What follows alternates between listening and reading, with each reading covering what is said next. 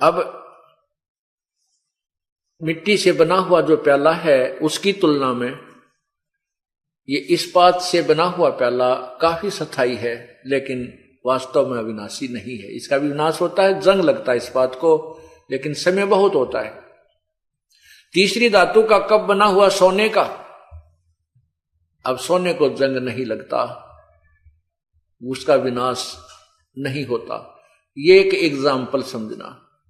ये क्षर पुरुष यानी ब्रह्म ज्योति निरंजन तो मिट्टी से बना हुआ, इस चीनी वाली मिट्टी जो बोलते हैं सफेद, इससे बना हुआ ये कप मटेरियल, इस मटेरियल से बना हुआ शरीर समझो।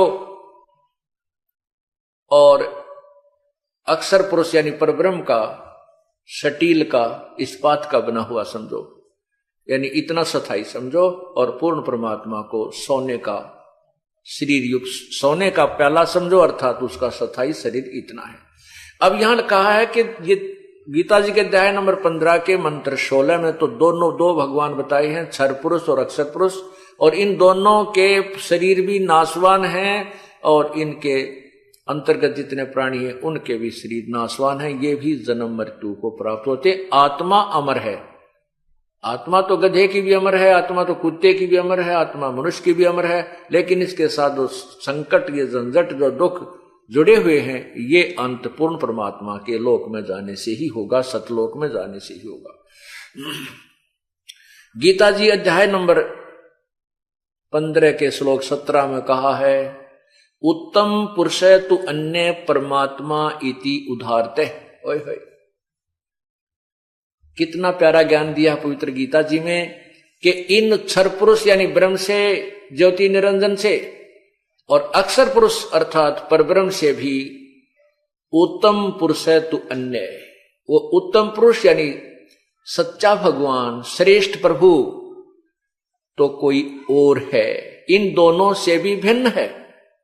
परमात्मा इति उदारते। ए पुण्यात्माओं, इन पवित्र सदग्रंथों के एक एक श्लोक में और दो दो हिस्से बने हुए, इनके भी न्यारे न्यारे बहुत ही सुंदर अर्थ बनते हैं। परमात्मा इति उदारते, जिसको भगवान कहा जाता है।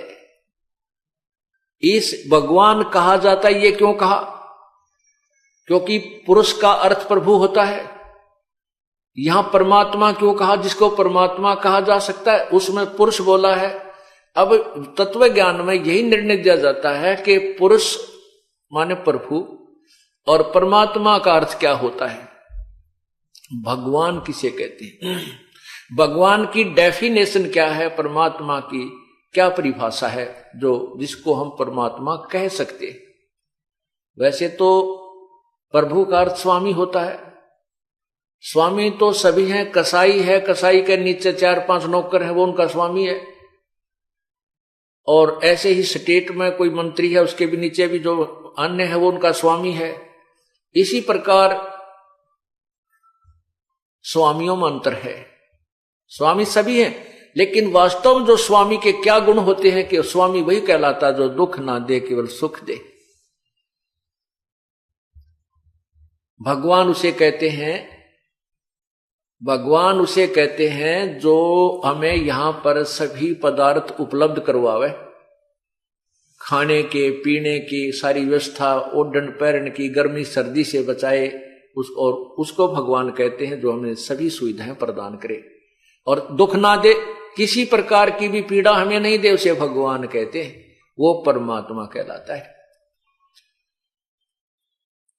अब जैसे यहां काल के लोक में, हम ब्रह्म के लोक में रह रहे हैं और हमें यहां पर सभी सुविधाएं भी नजर आती हैं।